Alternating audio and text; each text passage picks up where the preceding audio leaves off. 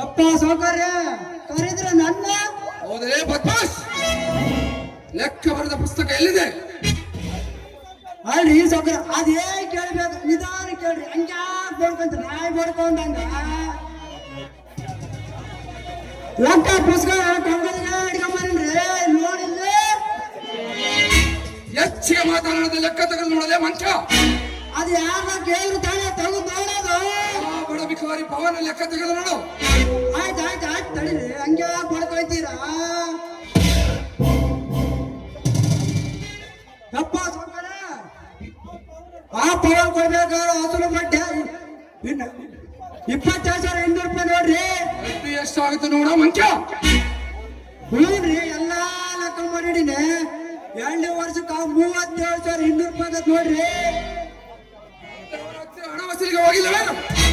ಅಯ್ಯೋ ಅಯ್ಯೋ ಸಾಕಷ್ಟು ಸಲ ಹೋಗಿನ್ರಿ. ಆದ್ರೆ ಒಂದ್ಸಲ ಮನೇಲಿ ಮಂಗ ಮುಚ್ಚಿಡೋಣ. ಸರಿ, ನಾನು ದುಬೈನಲ್ಲಿ ಕೆಲಸ ಇದೆ, ದುಬೈ ಹೋಗ್ಬಿಡ್ತೀನಿ. ಅವನನ್ನು ವಿಚಾರಿಸ್ಕೋ, ಜೊತೆಗೆ ಈ ಅರಮನೆಯನ್ನು ನೋಡಿಕೋ.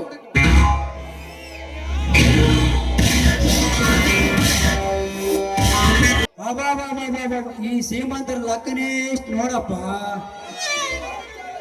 ಹೇಳಂಗಿಲ್ಲ ಕೇಳಂಗಿಲ್ಲ.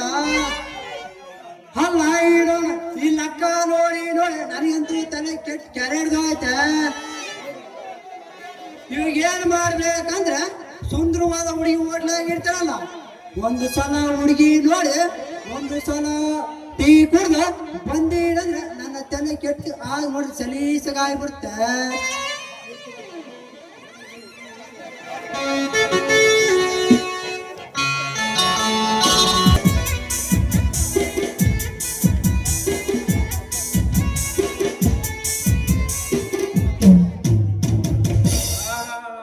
ವ್ಯಾಪಾರ ಮಾಡೋದ್ರಾಗ ಒಂಥರ ಮಜಾ ಐತ್ ನೋಡ್ರಿ.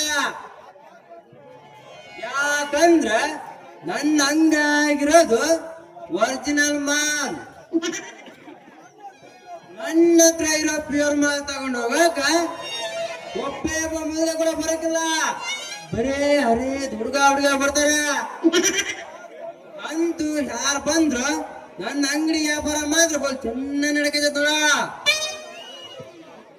ಅಲ್ಲ ಇವ್ನು ಅವನ ಹಣ್ಣು ಮಾರ ವ್ಯಾಪಾರ ಬಾರು ಇವತ್ತಿಗೆ 3 ದಿನ ಆಯ್ತ.